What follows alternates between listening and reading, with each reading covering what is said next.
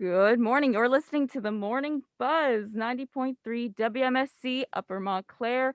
And you may notice your host of the Morning Buzz's voice is a little different today. And that's because, unfortunately, I am not Lewis. I'm Leslie Gallagher, and I'm covering for him today. And in our virtual studio, we have Kyle Pepitone. and our newscaster. Katrina Geiger. And later we'll see our sportscaster, Matt. Say hi, Matt. Hello, hello, hello. Yes, we're here early in the morning despite daylight savings messing up our sleep. We're still here and we're ready to give you the news. So let's start out with Katrina's newscast. Take it away, Katrina. Thank you, Leslie. So, today in national news, last night was the 63rd annual Grammys Award show. The show was live in Los Angeles, California, with a total of 83 category winners. Lots of different artists went home last night being winners of some big time categories. For example, Megan Thee Stallion winning Best New Artist, Harry Styles winning Best Pop Solo Performance for Watermelon Sugar, Brittany Howard winning Best Rock Song for Stay High, and the list just goes on. Some popular performances were Harry Styles performing Watermelon Sugar, Taylor Swift performing August, Willow, and Cardigan, Billie Eilish performing Everything I Ever Wanted, and many more performances throughout the show.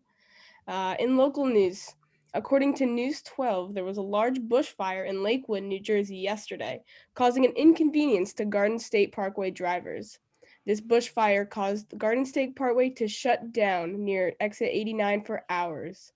Exit 89 seemed to be shut down in the middle of late last night on Sunday. Homes were damaged and residents of Lakewood had to evacuate their homes. And one firefighter was injured, but right now he's in stable condition.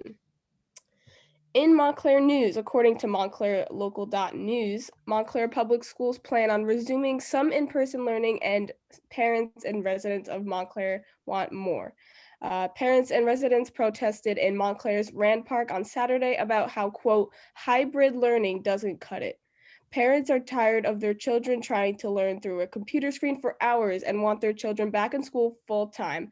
But Montclair Public Schools have not planned out when middle schoolers and high schoolers can resume in-person learning.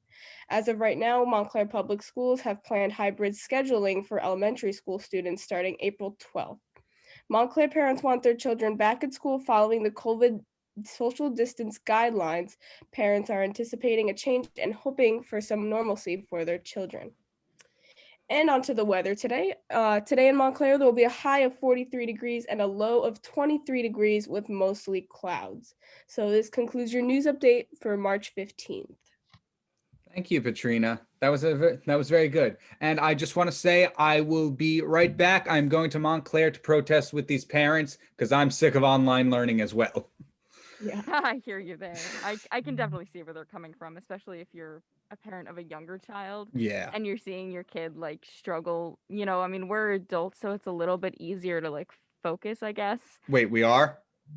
I mean, last time I heard, I mean, I don't know how old you are, Kyle, but we are like, In the technical sense, I am an adult, but it doesn't feel like that. we're not in the 5th grade.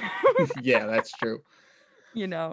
I can't imagine what the kids must have to go through right now. Like, I know. and the parents as well. It must be a struggle for them. For real. I mean, I wouldn't want to watch, my kid like, sitting in front of a computer all day. I'd want them doing like little arts and crafts in school like I did. It's sad. I mean, I guess I still do arts and crafts now as an adult. So I guess much hasn't changed except, the world around me. I mean, I'm going to school to study arts and crafts essentially, so. I guess that was you're an animation major, aren't you? Right, yeah. Yeah. See, so that makes sense. Even common media arts majors like me, I think, we do get that artistic sense, Yeah. and that's true. that is, not necessarily arts and crafts for life, but I mean, yeah, we are in the arts, so. That is true. And without further ado, the opposite of arts might just be sports. So here's our 2-minute warning with Matt Bruchet.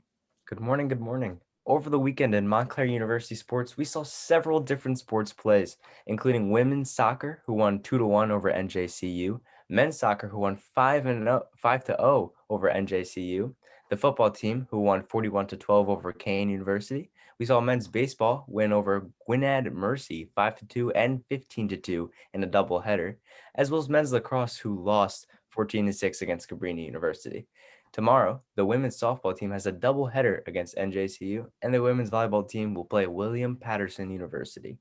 Yesterday was Selection Sunday, which means the entire bracket for the NCAA tournament was chosen and all the seeds were given. Rutgers is a 10 seed and they will play Clemson in the first round. In professional sports, New Orleans quarterback for 15 years, Drew Brees, officially retired from the NFL. One of the most accurate passers in the NFL history, will now be spending more time with his family as it was announced over the weekend, a video of his kids. And in the NBA, on Saturday, both the Knicks and the Nets won. The Knicks beat the Oklahoma City Thunder and the Nets beat the Detroit Pistons. We will see them both in action tonight against each other. We'll see them play against each other, which is sure to be a good game. Yesterday, the Devils lost to the Islanders 3-2, while today the Rangers would look to beat the Philadelphia Flyers. And today, in sports history, in 1869, throwing it all the way back to the beginning, when Cincinnati Red Stockings became the first professional baseball team ever made. Send it back to you guys now.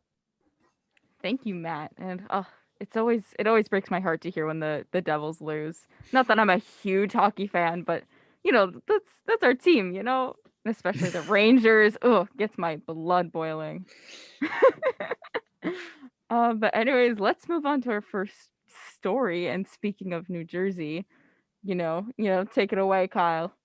Well, we got some pretty good news this morning from our general manager, Annabella Poland, who posted an article about how the eligibility for the COVID vaccine has become more expansive.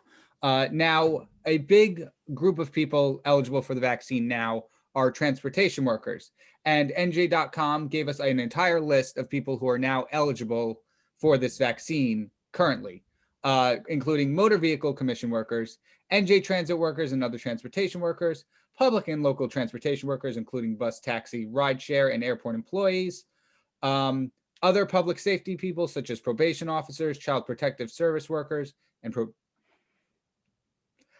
members of tribal communities, migrants, farm workers, and people who have been living in homeless shelters or domestic violence shelters. This is a pretty good step forward into what Joe Biden has said this Thursday in his national address, that he hopes that all adults can be eligible for the vaccine by May 1st, getting this country back to some semblance of normal, hopefully by the 4th of July. And also later in the month, starting around March 29th, frontline essential workers in the following categories are also available: food production, elder care worker and sport, warehousing and logistics, elections personnel, hospitality, medical supply chain, postal and shipping services, clergy, and the judicial system, as well as some other ones. So this is some pretty good news when, Yes. we don't get much of that anymore today. For real. It's definitely a step up. And unfortunately, I don't belong to any of these categories, but Right. I'm very happy for the people who do. Yes. They definitely deserve it, Yeah. Yeah. I think definitely this is a good step forward. I think these are the right groups to make eligible next. Yeah, especially people in homeless shelters and domestic violence shelters. Right. I'm very happy that that's on the list, because I feel like typically people in shelters are often more of an afterthought in some situations like these. Like, they're not always because it's not in our daily lives for most of us to, I guess, think of different situations. So Right. Yeah. and situations like these where the government's involved, it's sometimes pushed to the side. But I'm glad that they're on this list. Were you Yeah, going to say definitely. something, Katrina? Oh yeah, I was just gonna add on. I think by May 1st, I think it was. Yeah. They wanted all adults to be Yeah. eligible. Yeah. And I think that's wonderful, Yeah, that's something we talked about on the Friday Buzz a little bit too. And we were all happy to hear that date, but we were also like, how realistic is that? Right. I'm hoping it works out. Like, trust me, I really wanted to. But it is also something in the back of my head where I don't know how realistic that goal is. I guess I don't know enough to even know that. Yeah, right. Because I know Biden he wanted to try to ship out all of the vaccines sooner than expected. Instead of June 2021, he wanted all of them to be shipped out by May 2021. Yeah. So, I mean, there could be a possibility, but like you said, it's kind of unrealistic. A little bit, because think about it. It's March 15th right now. That's mid-March. And that means May 1st is a month and a half away. Imagine a month and a half away from today. All of us are just eligible to have it. Just That's like that. gonna be a That's little chaotic. great. It would be chaotic. There are, like a lot of us, especially like, I mean, I guess not everybody wants it, but I think a good amount of people want it where that would honestly cause a little bit of chaos. Right. Yeah. Or at least people be like, they said I could get it on March 1st and I can't get it because all the appointments are up and I have to wait until X date anyways, like July or even later. So I don't know. Well, Yeah, I it think might be that's a mess. big important thing to distinguish. It's not you can get it on May 1st. Right. It's you are now eligible to sign Sign up up. to get it. Yes. Yes, exactly. It's I no think, guarantee that every single adult American can but get I it. can guarantee you there's going to be a lot of people reading this as it said I can get it on May 1st. Like all the Karens, like Exactly. I have to take my son to soccer practice. I need this vaccine. Come on. I'm important. And I'm just making fun of people. But obviously, everybody is important. We can't deny Of that. course. No, everyone is important, but The wording of this has to be distinguished because, right. In this situation, though, I'm not going to say one person's life is more valuable than another, but we are prioritizing certain people in certain categories because it just makes the most logical sense for, like, how hospital workers got the vaccine first. Like, that logically makes sense. Not that their Right. lives are worth more, but they're doing very important work. So it Oh, makes yeah, sense, definitely. and now we're all grouped together as, adults. And that's going to be an interesting day, May 1st. Oh, yeah. If it actually becomes eligible, I feel like it might be a little chaotic to actually get a vaccination once everyone is eligible. Yeah. That should be fun. A fun news day. That's gonna be a rough one. Especially if you a look little back bit. to the start of this whole thing during the toilet paper pandemic. People Oh, don't handle, like stressful situations very well. yeah, it's true. It's because especially like when all this stuff is going on, you kind of go into like panic mode. I remember last March of 2020, I went into the supermarket and like the aisles were like, well, the toilet paper aisle was completely empty, and other Yeah. ones were like getting close to that. And I was just like, whoa, it felt like really weird. And everyone in the store had this like crazed, scared look in their eyes. And they were like, trying to get in and out as fast as possible. And their kids like really close to them. Like it was Right. panic. People got scared. I Yeah. think we're a little, I won't say we're more relaxed now, but We're we're more not, used to it. yeah, we've adapted at this point. Yeah. And according to our producer behind the scenes, we're at about 100 million vaccines on Friday, meaning about 13% of the US has been fully vaccinated, so have gotten both shots. Yes. Or if they got the Johnson & Johnson, then they've just got the one shot. Right. Either Yeah. way, 13%. That's really awesome. That's very good. And we're what did you say, a month and a half away from everybody being eligible? Yeah, just about. Yeah. And at Wow. what I read, it's a rate at like, what was it, like 2.3 million vaccines a day? Yeah. They're vaccinating That's so 2.3 many. million people a day. So I Like know all this over the world or in the US? US, I believe. Really? Yeah. Whoa. It's hard for me to conceptualize that number. Like Yeah, it because sounds this is really a big. big country. Yeah. There's a lot of people here. Like I guess 2 million a day sounds like a lot, but I guess it's not. I don't know. I mean, if you put it in certain perspectives, yeah, Right. it's a lot, but I guess in relation to the population of America, Right. probably not. Because the current population of America is about 331 million, Whoa. somewhere around that number, as Okay. of 2019, it looks like. And that's just a rough estimate, but Right. yeah, And that's the whole population. That's not adults. They're saying 13% of adults. right. Yeah. Are they even okay, this is gonna be a weird question. I don't even know if you guys have an answer for this, but are they vaccinating children? I don't think Um, yet. I don't Not think they're yet. eligible yet. No. Oh, okay. See, it was something I hadn't looked into, and I was just curious just now. they're testing children, according to our producer, Amanda Right. Marino. And Yeah. the youngest to get tested is 16, I believe, is what she's saying there. Amanda, I need more details. Oh, the youngest to get the vaccine is 16. There we go. Thank you, Amanda. Shout out to Amanda Marino, our producer, keeping an eye on us and making sure we don't screw up. Woohoo. And based on some quick math, if they Oh, are no. vaccinating 2.3 million people per day, at least for 30 days, they would vaccinate 69 million people in about a month, according to my math. Math. This is a radio show, Kyle.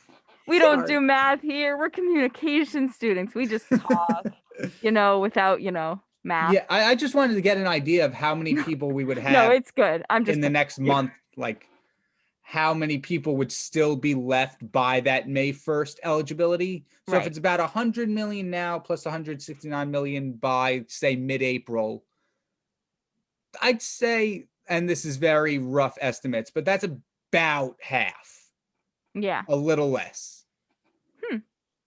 But I mean, it's better to vaccinate only half the population on May 1st than everybody. So I think these are Yeah. some pretty good numbers we're looking at. True. Yeah.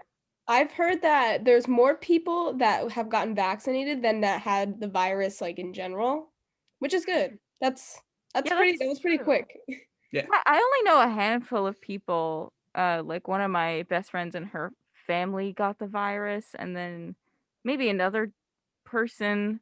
But I've known way more people to actually get the vaccine than the virus. Which, now that you bring it up, that's actually quite comforting. Yeah. Yeah, exactly. Right. It's definitely like a little blanket of protection. That's how I think of it. Yeah, that's Yeah. some good news to throw in there. True. Well, anyways, we shall, I suppose, move on to some New Jersey news. And unfortunately, this is quite a serious story we've got that's still ongoing. So I guess maybe tomorrow, Tuesday Buzz can cover maybe an update on this. Now I've put them on the spot. But anyways, hundreds of people had to evacuate their homes and buildings yesterday due to a fire that started in Lakewood, New Jersey. It started out as a brush fire in the afternoon and turned into a major forest fire by the evening, and it's still going on. They're still trying to put it out. It's become massive, very hard to control. And there's many damaged commercial buildings, and the Garden State Parkway had to close because of it. And in all of this, one office building was, quote, completely damaged, unquote. And there were 29 homes that were damaged and in Brick Lake Park, and 3 uninhabitable. And this fire was also spread by high winds, low humidity, and it spread to 162 acres by 6:30 p.m. last night. It's a lot of acres. And according to the New Jersey Forest Fire Service, one firefighter has been injured, and we did get an update on that this morning, and that's so far the only injury we know of. And the fire will affect the morning commute today. So if you're in your car listening to this right now, um, it'll affect the ramp from eastbound Route 70 to the Garden State Parkway, which is still closed, according to the State Department of Transportation, and the 2 right lanes of Route 70 West at Shrock Street in Lakewood are also closed, and detours remain in place. So if you're on your morning commute and you're in that area, keep that in mind and stay safe. And honestly, heart goes out to anyone whose homes have been damaged. So sorry. And the good news is that no one has passed and only one person had been injured. So there is some good news, I guess, in all of that. I mean, this was horrible. I saw like the videos of it on Sunday afternoon. So Mm-hmm. like before it spread by like 6:30. Yeah. And the smoke clouds were massive. It was horrible to look at. Yeah, the pictures were crazy. Like the sky was like black. Yeah. And it was like afternoon. It was crazy. And I think oh, sorry, go ahead. You first. Sorry, Kyle. I was gonna say I didn't even realize that this was going on till last night in researching it. Because Right. yesterday I was on the Garden State Parkway, but I wasn't near Lakewood. I was like driving, minding my own business, not realizing Yeah. this is going on. I think I was too. For a brief moment, I was on the Garden State Parkway yesterday, but it was like I want to say 1 p.m. So I don't know the exact time that it started, but I was Right. definitely there for like very briefly while I was driving, Yeah. briefly before it had closed. And I thought about that later when I had seen this story pop up on NJ.com, and I was like, whoa, I was like literally there today. Like briefly, but like that's so scary. Right. Yeah. I mean, it's the winds. The winds is probably Yeah. it's spread because of the winds, and the winds these past few weeks have just been horrid just to Crazy. begin with. Like it like this is slightly off topic, but It's okay. the weather here would not be as bad if it was not for these winds. A The 10 out of 10 winds agree with you there. the winds are the killer, and this is just even like I'm complaining about weather, but this is way worse, and Yeah. we got to do something about these winds. It's true. Yesterday, I'm sure yesterday would have been like great weather if it wasn't so windy. Like I stepped Yeah. outside, like, whoa. Yeah. Yeah, yesterday was actually like the windiest day that I felt in a long time in Montclair. Like it almost knocked me on my feet. I was getting out of my car and it almost like knocked my door shut. Like it was so powerful and loud and I was just like, whoa, it's never been like this bad before. So I think yesterday it's like normally like pretty windy, Yeah. here, but I think especially yesterday it was really bad and that's probably how it spread so quickly. Yeah. They even had, like, helicopters, like, spilling water onto the fire from above to try and control it, um, and that's something I've never seen before. But, you gotta do what you can, right? You gotta do everything you can. Yeah.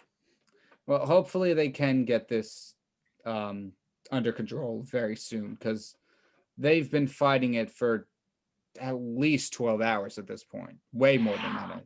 Yeah, a bunch of firefighters had to stay up, like, all night, like, just, because this is just what they gotta do, I guess, but that's just so scary. I mean, I'm terrified of fire, so it just seems like my Oh, yeah. worst nightmare. Like, I think that's actually, like, my biggest fear, you know? So, yeah. I mean, at the very least, only one person had been injured. Right. Yeah. We don't have a more thorough update on that, I wish we did, but we hope that they're okay. Right. And that the firefighters keep being strong. They're doing a great job. Yeah. It's good that they were able to get people to evacuate when they did, Yeah. or else this could have turned out a lot worse. That's also what's pretty amazing too, is like, I guess they had known about the fire's whereabouts and how it started because it Right. seems like no one, except that one firefighter, no one got injured and no one passed. So it seems like they were able to really alert people quickly and get them out of their houses and get them out of Right. whatever buildings they may have been in. It seems like they were really on their game with that. And that's just some also preventative measures, right when you know about it, just having people evacuate as soon as possible. That worked Yeah. out. That worked out really well. Definitely. So kudos to whoever was on their game yesterday there. Probably saved a lot of lives there. But anyways, let's move on to some more national news on a larger scale. Kyle, take it away. So, if I'm correct, I believe you are referring to that more U.S. travelers are flying again despite the risk of COVID-19. And while we did just talk about the America's kind of process with the vaccine, vaccinating around 2.3 million people a day, the CDC is still cautioning people when it comes to travel. They're saying don't travel if you can. If you must travel, then they offer some guidelines to get a negative test at least at most 3 days before the trip. Continue wearing masks and social distancing, obviously, but also to quote, delay travel and stay home to protect yourself and others from COVID-19, end quote. So really nothing new, like same guidelines we've been following for a year, but they are saying even though the vaccine is coming out, even though vaccinated people will soon be able to gather. Still be cautious. This is still a thing going on. So just keep that in mind.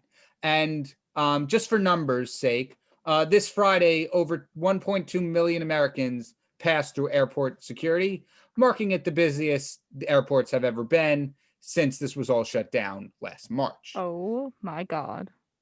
I know we said 2 million isn't a big number before, and I guess 1 million isn't either. But like, what? I don't understand what's going through people's heads right now. I mean, I guess I'm being a little judgmental here, but at the same Well, time, we're in a that's another pandemic. thing. Like That's another thing. my first thought is not to vacation somewhere right now. I'm in one money, you know. Very true. In this circumstance, honestly, 1 million is a big number for people to be traveling during a global pandemic. You're not Global. wrong. And it's like, honestly, like, in the US, it's like other countries have like I think smaller countries have definitely been able to control the virus more. Like, just for example, like New Zealand, like I don't think they're wearing masks anymore. They've got a handle on it because they're a smaller country, you know. And that's just one example of other countries are, I guess, more ahead of the US in terms of like handling and controlling this virus for whatever reasons. Um, a lot of factors at play there. But if I was in another country, I definitely wouldn't want Americans coming to my country and like, for lack of a better word, screwing it up and bringing the virus. I almost said Yeah. vaccine. But the thing is, you have to remember, and this is easy for us to forget because this doesn't apply to Montclair students this year, but we're reaching around the time where spring break is for a lot of students. Yeah. And being stuck inside for a year, finally getting a break, I don't think people are thinking about the safety of it anymore. They're probably going along the, oh, I need this for my mental health route. And I can definitely understand that from a Yeah. mental health perspective. But at the same time, it's a little selfish. Okay, I don't even know why I'm being nice. It's straight up selfish Oh, to be yeah. traveling right now. There's a lot of things you can do for your mental health that is not, going to Florida or wherever it is you vacation to, Mexico, you know. Um there are other ways, and it's spring break. I'm actually quite glad about that. I mean, you guys share your opinions after this, but I'm quite glad that our school put that in that preventative measure of canceling our spring break. As annoying as it is to not have that mental health break and not be off school for a week, I'm still pretty pleased with the situation because it's going to prevent all of us from traveling. People might still try and travel and get away for a weekend, but how far can you really go in a weekend if you're really that, desperate for a spring break? What do you guys think about that for what Montclair did? I agree with you, Leslie. Like, as much as we would want a spring break, I feel like it's good, COVID wise, preventing people from traveling. Especially, I've noticed a lot of people going to Florida, which is like COVID city. Yeah, like So, literally Florida is like the biggest place where college students go to vacation for yeah. spring break, and I'm just like, there's no place I'd rather not be. Which is another reason why college students are also going to Florida. Tickets, I was looking the other day, tickets Oh are boy. so cheap. $40 for a flight like there and back. Like, it's just insane. That's insane. Like, as of right now, if we were all like, "Oh, let's go to Florida tonight," that's like maybe 40, $50. Like, that's a steal. That is absolutely insane. I can see why people are tempted, but like, still, don't do it. Yeah. What'd you think, Kyle? I can understand why they did this, but the way they did it, well, number one, we're 5 weeks into the semester, and I feel like I needed this spring break more than any other one. Mhm. But that's just me because I'm an animation student. I should have expected this. But I don't I get why. And technically this works out because we did start the semester later than usual. So True. taking out the spring break technically pushes us up a week. But correct me if I'm wrong, but we're still ending the semester later than usual, correct? We are. We're ending in like late May. Yeah, so that's my whole thing about this. I don't mind the no spring break. Would have been nice, but it's fine. Hmm. But I don't like the fact that we started late. I don't want to Yeah. end the semester later than we have to. I know that part I wasn't a huge fan of either. It's just weird to start like in February. Like we Yeah. started on February 8th for those of you who don't know, and it was just weird. Right. Like I don't know. I think it was good for preventative measures, but it's weird to be ending in late May too, because Right. normally that's when graduations are happening and stuff. And I think those things had to be pushed back by a few days as well. I guess it just messes up a little bit of our rhythm. And Right. normally you go back in what, late January instead of early February. Like the week, like the last full week of January, I want to say Yeah. would be. So we would be 2 weeks ahead of schedule ish, Right. 2 to 3 weeks actually, because we started like a full week into February. Yeah. So like 2-3 weeks later than we are right now. Yeah. And it's also weird because like right around now, or at least like this upcoming weekend, I think is like what day our normal spring break would have been, would be Right. like next week, I believe. But we're only like at that point we're only in like 6 or 7 weeks into the semester, which isn't even like um half the semester. I mean, it's About, like yeah, because the semester is yeah. about 15 weeks. So it would be like weird timing if we did have a spring break. Yeah. Too. And then we'd be off schedule from like everyone else too. I guess that doesn't matter though. Well, I still go back to this. We technically, since we haven't gone back yet, or at least I haven't, I'm still True. on spring break from March 2020. Yeah. Yeah.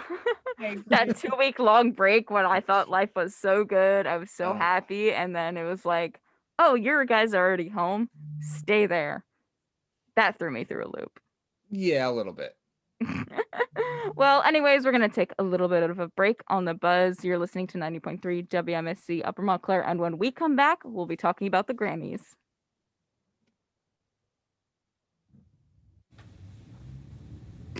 Mom, are you eating a yogurt while you're driving? You need both hands on the wheel.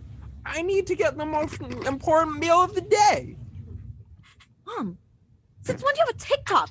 How are you making a TikTok while you're driving? You're driving with your knees. Renegade, we going viral.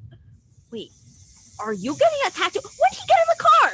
Hey, When did he get in here? This is There's Doug. no outlet. He's a professional, so it's okay. Doug, we should go out. Are you on a date? In the car? When did a table get in the back seat? We've always had this. We're on the road. so, you got any kids? I'm right here. No. I can't believe this. It's not just your life on the line when you're driving with your kids. It's theirs and Doug's. Put the distractions away and keep both eyes on the road. Every day, across this country, hundreds of college radio stations take to the air, broadcasting music and programming that you won't hear anywhere else. It's one of the last places where people can really be able to actually say what they want to say. Without it, you wouldn't have a place for local artists to perform. Certain people need to have a chance, a fighting chance, and college radio is that place for it. College radio changes the lives of those who are involved with it and can change those who listen to it too. This is where we start out, from getting all this great experience working in college radio. It makes you want to work in real radio. College radio means finding yourself. It helped me find what I wanted to do in not only school, but in life. So support college radio by continuing to listen to this station and supporting the students who make it happen. College radio, now, more than ever. A message brought to you by this station and the College Radio Foundation. For more information, please visit collegeradio.org. Welcome back to the Morning Buzz. You're listening to 90.3 WMSC Upper Montclair, and I'm Leslie Gallagher in my virtual studio. I am joined by Kyle Pepitone. and Tiger. and one more. Emma Coughlin. Yes, Emma Coughlin is here on our second half of the Morning Buzz because we are going to talk about last night's Grammys. And I don't know, it was a pretty, I didn't watch the whole thing, being fully transparent, but I did watch many clips, especially from artists that I've, been following. And I don't know, maybe it's just me, but I kind of start to tear up at like the little award speeches. I just think they're so cute. Maybe just me. Yeah, just Can't me. say I did that, but there were some good speeches last night. I will agree with you on that one. Yeah, there were. And I have my own personal favorite because I'm biased. if we want to pull up that clip and play Taylor Swift, she won Album of the Year for her album Folklore. Again, big fan. And yeah, we have a clip right here of her speech. Oh God! I want to thank all of my collaborators who are on the stage. I want to thank Serban Gania. I want to thank Justin Vernon. I'm so excited to meet you someday. Joe, who is the first person that I play every single song that I write, and I had the best time writing songs with you in quarantine. I want to thank James, Inez, and Betty, and their parents, who are the second and third people that I play every new song that I write.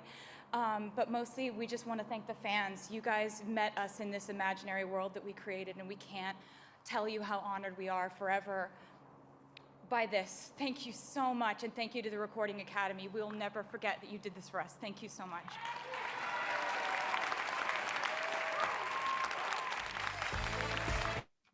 Literally beautiful. And just in case anyone doesn't know, and maybe it's because I'm a big Taylor Swift fan, but Joe Alwyn is her boyfriend of the last couple of years. I think. Yeah. 4 years? I wasn't sure if it was 3 or 4. And it in her little documentary that came out last year, she shows him playing her songs to him for like he's the first person who listens to them. I just thought that was so sweet. She gets so much backlash about being like the singer with so many boyfriends, so I don't know, it's just sweet to see. And also, fun fact about Taylor is that she hasn't performed at the Grammys in 5 years, so she's made a little bit of a comeback. And she's also the first woman to win Album of the Year 3 times. She won it for Fearless, 1989, and now Folklore. So that's me fangirling. She deserved it this year, though. She seemed to work very hard. She did. Yeah. I was a huge Taylor Swift fan, I guess 1989 phase, I suppose. That's when I got into T Swift. And then Reputation kind of, I don't know. I didn't love it. And then I kind of backed away. But like Lover, I was like, okay, this is good. But now I'm fully into it again. So she's tried so many genres that I feel like, and not like I don't think every Taylor Swift fan like loves everything I mean, I do, but there's maybe something for everyone, I guess, if you like popish music. But she's definitely like innovated that style a bit. Like even Folklore, like it was nominated for best pop vocal album, but it's like it's not fully pop, like there are parts where it's I don't even know what genre that is, because it's not like 100% pop for sure. Yeah, it's a bit soft rock, folksy, depending on the song. Yeah, it depends on the song. It's all over the place. Yeah. Well, when I was reading about like the nominations before the show started, it was weird because like they had little excerpts about what each award meant. So like, for example, the rock one I was reading, it's like based on albums that were 51% playtime rock.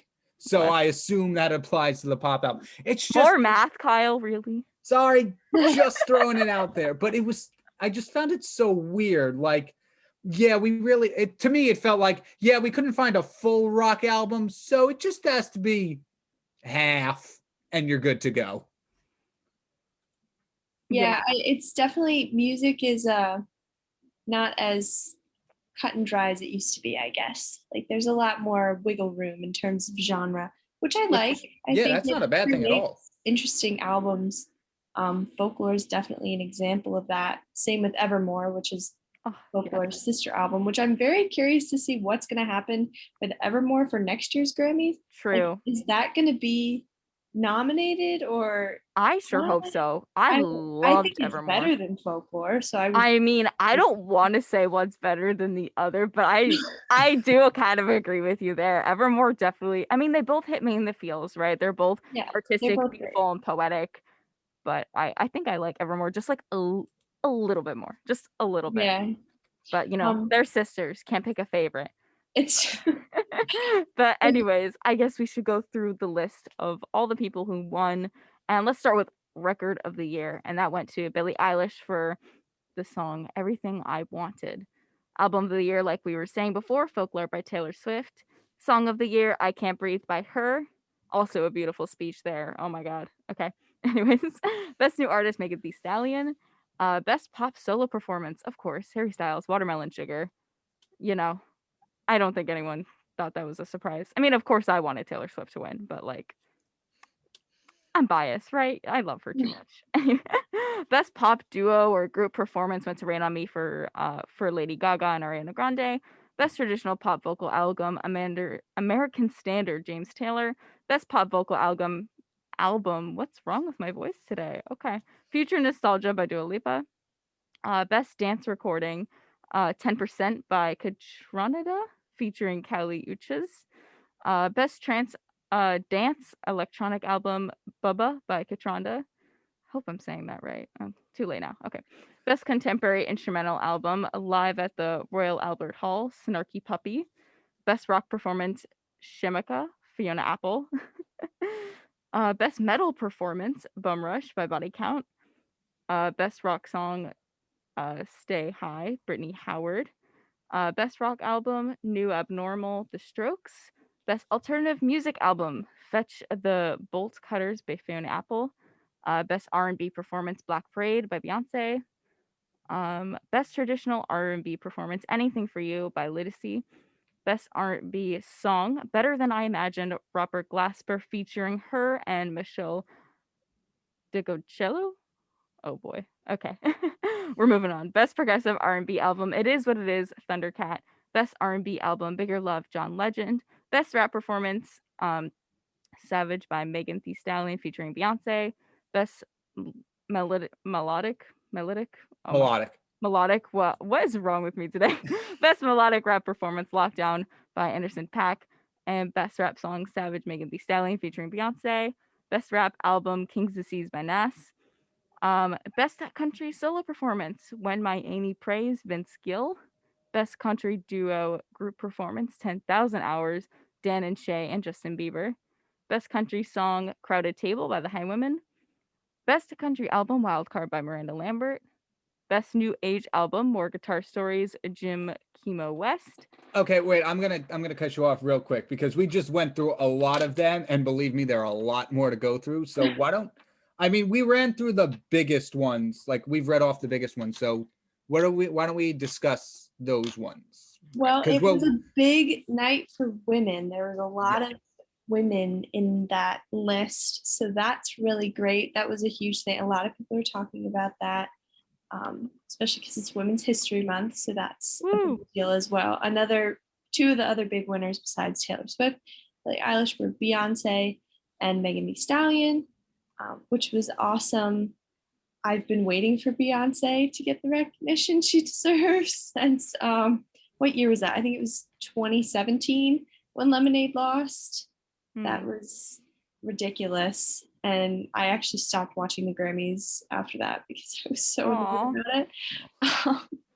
But yeah, I felt like they were kind of doing a bit of an overcorrection thing this year. Like Black Parade was like, it's a good song, but it's not by any means like her best. And she's been snubbed a lot. So I think the Grammys was like,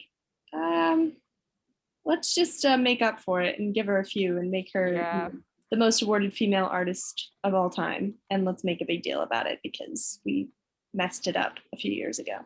Some real tea, Emma. I feel like there's always controversy around award shows and who won, who should have won, who really deserved it. And I feel like it's always a little bit of a mess after, especially like, I guess, I mean, obviously, like, the artists have to keep up their appearances and, like, play nice in a sense, but I'm sure, I mean, I've seen a lot of, like, comments when I was, like, researching this and looking up clips to rewatch parts of the Grammys and stuff. A lot of people were like, oh, BTS deserved this, or Harry Styles deserved this, or whatever. And, it brings a lot of controversy because of, like, what you said. Maybe they're making up for it for all the times that they didn't give her an award. Yeah, it's hard because there are times when like people really deserve it and people will still get upset about it or whatever, but then I think there are times where it's just like And I think the Grammys used to be that way, where it was just blatant whitewashing, and there was no. Yeah. And this was the first year where I was like, okay, they're switching it up, and I appreciate. Thank God. I was pleasantly surprised by the Grammys last night. It wasn't perfect, but it was a lot better than it's been in the last, like, I don't know how many years they've been going, but Do you think you'll start watching it again, Emma, from now on? Maybe. I'm Maybe. curious to see. I mean, this year there was no way around it. Like, racial justice has been a huge part of 2020, and if there was no addressing that or no fixing it, that just would be unacceptable. So I'm curious what it's going to be like next year, looking at the nominations, stuff like that.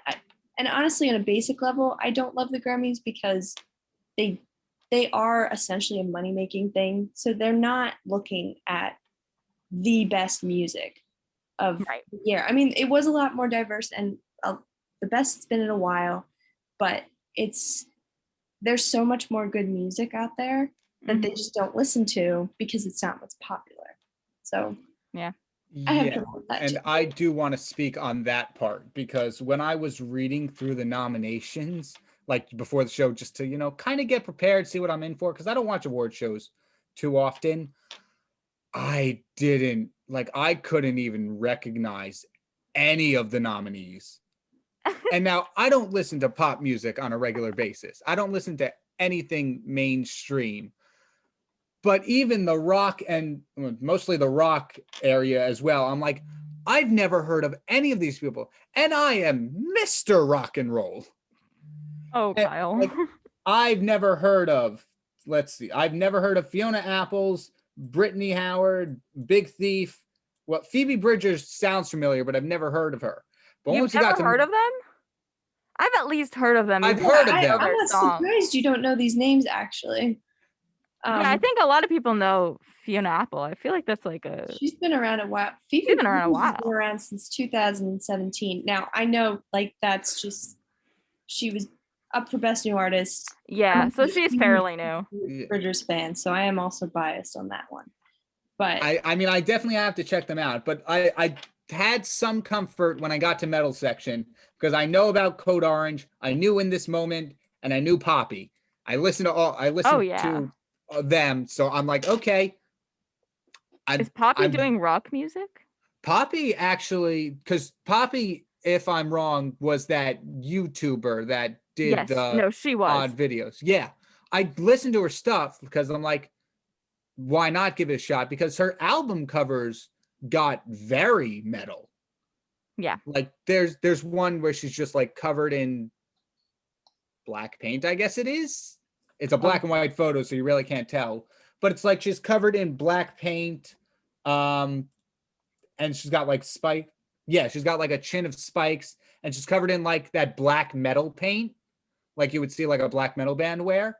And her music got a lot heavier because I've been listening to like early work, and now it started off, poppy, and then it got more rock and got much heavier. And I was fairly impressed because I didn't expect that coming from her. I thought she was true. It was funny because when she was doing the whole like weird YouTube thing, and for those of you who don't know, Poppy had her own YouTube channel a few years back. Like I remember being in high school when it came out, and it was like I don't even fully remember, but it was like these very like creepy, weird kind of videos that like went viral, and people were theorizing that she did that just so she could get into music and get her name out there, and just so people knew her. Yeah. And it worked because she was just nominated for best metal album, I believe. Yeah, I believe so. Yes, or best metal performance, not album. Best metal performance. So I mean, song hey, Blood it Money. Worked. Yeah. Yeah, I don't know this girl, but it sounds like she did what she had to do. Wait, really? You've never heard of her? Yeah. I haven't either. If you want an interesting YouTube experience, you could look her up. I'm sure her old videos are still up, and they're probably they still definitely as ever. Yeah. Okay. Yeah, I watched. Do any of you know the channel Film Theory? Yeah. No. Yeah. Yeah. Yeah, I watched I watched him do an episode on the whole Poppy channel, and it was fairly Ah. interesting because it was like that. Basically, she's breaking down the modern pop music industry into its bare bones form, and that's what. And he went through like a couple of videos saying this means this, this means this, this means this. So it's pretty interesting to hear from. But like now, I'm a fan of her music. Yeah. See, look how that turned out. Isn't that funny? I was But, gonna add on. Oh yeah, no, Katrina, I was just gonna ask what you thought of the Grammys. Yeah, I was gonna add on about like seeing some nominations that like I was not familiar with when it came to best. I think it was Song of the Year. Well, I Can't Breathe by her. Yeah. I was like, I don't know if I know this song, so I was listening to it. I was like, I actually don't know this song. I was quite surprised. I don't think know. I think I had heard it before. It sounded familiar. Because but I like guess- when you think of best song of the year, you do think of like a popular song, but for like sure. I And don't it's know. it's usually a pop song too, because that's just like what gets the most popular. Yeah, that's the mainstream right now. I Yeah. was quite surprised, but it was a good song when I listened to it. But I was just surprised to see like, oh, I don't know this song. Yeah, I think I've heard it before. I can't like hear the tune in my head now. Like, you can with like songs well, if that makes sense. Like, but I think I'd heard it before. Yeah. I think aren't they a fairly new artist, her? Yeah, she's Somewhat. She was nominated for Best Album in 2018 or 2019 for her self-titled album. It's actually right here. Oh, you have it on your little. Reference. If you guys are watching on Facebook Live or if you're watching this on YouTube later, we always upload our morning buzz episodes to YouTube, WMSC Radio 903, and Emma has this very cool background of all these albums. Yes, I have a wall of albums behind me. It goes up more, but you can't see it. But yeah, It's very cool. You also have That's so Christmas cool. lights too. yes, never took them down. I don't think I'm going to actually. That's adorable. You got the spirit all year round. Yeah, exactly. But to relate this award show last night to COVID, I mean, when I was watching it, I mean, they have it outside and it was like 2 people to a table. What did you guys think of all of that? I mean, everyone was wearing masks, but they would also take off their masks when they went up to the stage, which made me, even though like I was home safely, it made me a little uncomfortable because the guy who was announcing all the awards and stuff, or all those people announcing the awards, they would then get exposed, and like same thing with the celebrities accepting the awards. It's just they would take it off so that they could look nice for their acceptance speech, but to me that felt very unnecessary. Like, I don't know. I thought it was well done personally. I think it was a much better flow than I don't know if you guys watched the Golden Globes, but that was like everybody was virtual and like it wasn't bad, but this was very refreshing. Just kind of like everybody was there and it was spread out, and I liked the intimate little performances that were happening, and like some of the other artists would be there. But yeah, I do understand your point about taking off the masks. I don't know if that was necessary. Yeah, and a lot of them also, just to note, is a lot of them would take them off as they stood up from their table. Yeah, they that's didn't what even I was gonna say. They didn't even wait till they got to the stage, and I was just like, "What are you doing? There's like a bunch of people around you." Like, It was almost like, oh, I won an award, I'm immune now. And yeah, then like no COVID stood for up, me. took it off. I'm an award-winning artist. No COVID for me. At least walk to the stage first, then take it off. Yeah, I'm that would have curious made how more many of them there were vaccinated. I'm very curious about that. I don't know if there's any way to figure it out, but I have no interesting idea. to find That out. would definitely be interesting to know. I don't know. I mean, I guess celebrities might have that privilege, I guess, but I don't think that's how this vaccine is even working. Like, Yeah, I don't think it really even You'd have to cares have who you are. something else. I don't think it. I don't think they're eligible on that eligibility list, but you know how the phrase goes, money talks. So yeah, I think a lot of them might have that'd be paid their hard. way forward. It's very possible. It would be hard to get away with.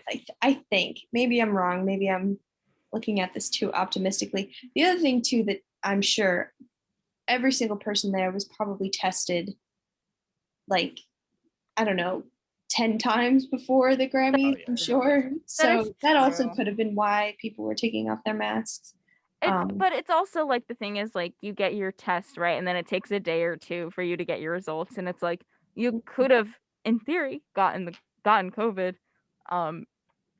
in that time frame and you wouldn't know because 2 days ago you have a negative COVID test.